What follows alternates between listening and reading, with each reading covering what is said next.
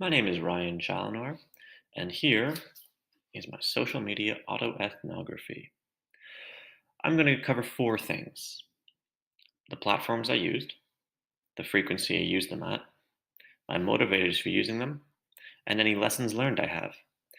I used four different platforms: Facebook, Instagram, YouTube, and lastly, I used Reddit. I used I had a total of 10 sessions for roughly 100 minutes. I used it for communicating with friends and family, for entertainment purposes, and for cognitive reasons, reading news articles and thinking about certain issues.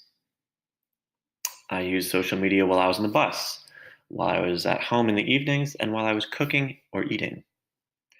Firstly, I used Facebook. I had two sessions for a total of roughly 10 minutes. I used it for communicating with friends and family.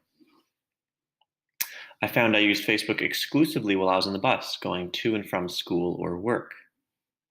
Next, I used Instagram 5 times for a total of 20 minutes. I used it for entertainment purposes, for looking at funny memes. I also used it for communicating with friends and family. I also used Instagram while I was on the bus, going to and from school or work. I also used YouTube. I had two sessions totaling half an hour. I would use it for cognitive and for entertainment reasons. I would watch TED Talks on various subjects I was interested in, and sports highlights from the evening before. I used it while I was at home in the evenings eating or cooking. Lastly, I used Reddit, one session for a total of 40 minutes. I used it for cognitive reasons, to read about global issues and to gauge public opinion on those certain issues. I also used it to look at landscape pictures. I used Reddit in the evening time while I was at home.